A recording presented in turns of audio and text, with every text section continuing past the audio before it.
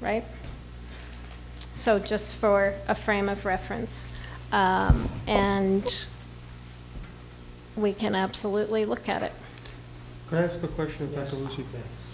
Dr. Lucy, what, I might have missed the part of your statement, but what are the carved in stone obligations that, rough figures that we have to meet up and beyond the level funding? Roughly. Hang on. You ready for this? In other words, no, I know you have increases that just have to be, you know. Yeah. I mean, Health insurance. At this point, you have your health insurance, you have your retirement contributions, unless you. Just a rough figure. What are we looking at? Could you, a while, I'm not going to hold you to it, but 100,000, 300,000, 400,000? What was that, carved in stone increases or carved in stone totals? No, increase, just an increase over the level funding that's Contractual? contractual, right.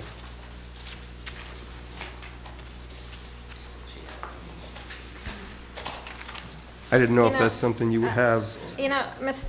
Canario, I think maybe we should get back to you on that. But I mean, if you just look at the executive summary, the salary increase was projected to be 2.36%. That was contractual obligations and the steps. Okay. Now, as Mr. Dunham explained in the presentation, with the reductions in staff that have been made in a combination of closing Elmhurst and reducing other positions, right, I believe I'm correct in saying the salary line is actually going down for next year by a small amount. $17,000. $17,000, thank you. You're welcome. The benefit increase, right now that is a contractual obligation. That's $600,000 right So, I mean, I guess my point and my question is there are contractual obligations up and beyond the level funding that was just. I think that we only increased the budget by contractual obligations or things we had to do, new students or the special ed programs or whatever it was. Right. And we not had, including, excuse me, not including the warrants. Not including the warrants. Right. We asked for the $1.2 million to cap. And we also had a $500,000 plus gap. So you might want to say we're like $1.8 million is what our budget went up from last year, and it only went up for those purposes. We also have the cuts in state aid. So to level fund us, actually, with our cuts in state aid, is actually will be an additional cut to us. So you're probably at $2 million of what we have to do that's in this budget that now we're trying to whittle down by finding things that we don't have to do or closing the Elmhurst school and trying to find different things in the contracts. So I think between $1.8 and $2 million, at least there's a ballpark if you don't hold me to it, but I'm just doing the math. $1.2 million plus the gap, plus the loss in state aid. Okay. So if we cut out the warrants, what is the actual savings on an annualized basis to your budget? To my budget's zero. It'd probably be an increase because a lot of the maintenance has to go on. We'd have to do it if the boiler breaks or things like that go on. All right, so what would the town save if we cut out the warrants, the $700,000? If you take out the technology warrant, there's $100,000 of licenses you have to pay no matter what. Well, yeah, I mean, Right. there's all that. I mean, what I'm trying to get to is, In the town- what is the real savings to make a move like that? If we took out both of the warrant items, we've only budgeted for semi-annual interest payments, so it's only $19,600. Right. So we get rid of the $700,000 in ability to procure things we need or maintain our stuff to save $19,000 a year. 19.6, yes. Okay. Well, the first year. Right. Yeah, but Second year. It's a Only the little first year, it's more. only semi-annual interest payment. over the lifetime of the warrant, though, is how much? Well, annually, it's going to be $140,000 in principal over 5 years, plus the interest. Mm-hmm. So $700,000 warrant really cost what? Over 5 years, $750. Was it 750 or 800,000? Bless you. I'd have to look at the interest over the 5 years. It's in the order of 750, I'm estimating the interest. Well, I guess I'll clear a couple things. As far as moving the fourth graders to the middle school, I'm all for it. Makes my job easier. I only have to get to one bus stop every morning. My only request would be that I think a lot of the concerns of the parents are not necessarily the actual schooling in the building itself. It's getting the kids from home to school and what may transpire on those buses.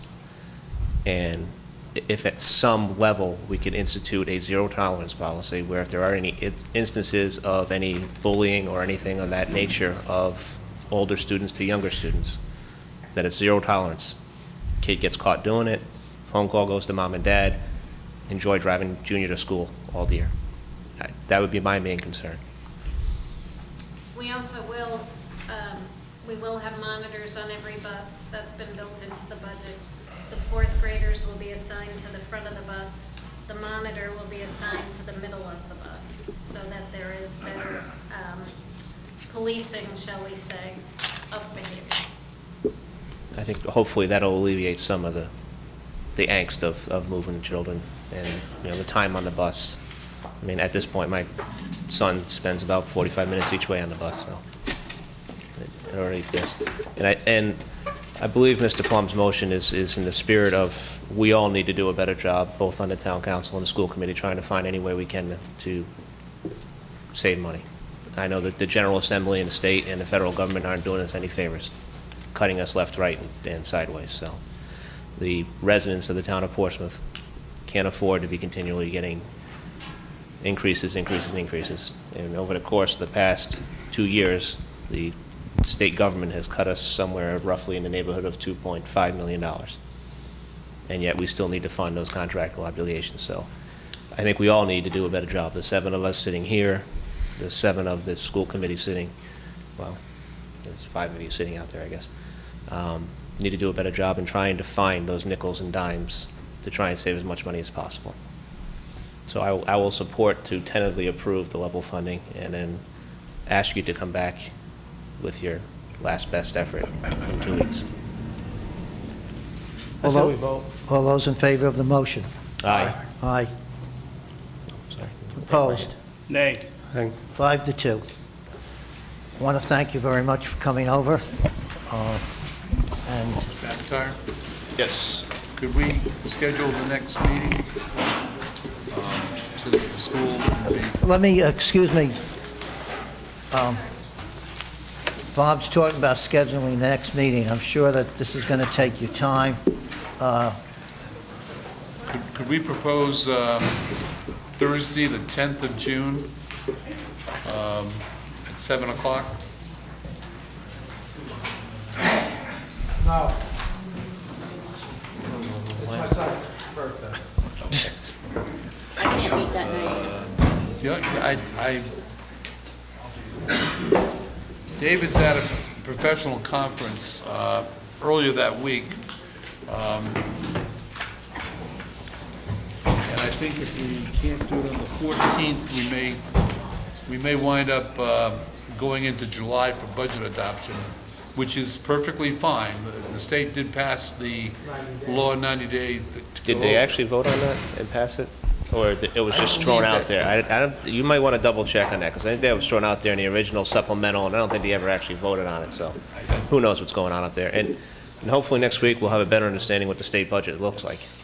Maybe.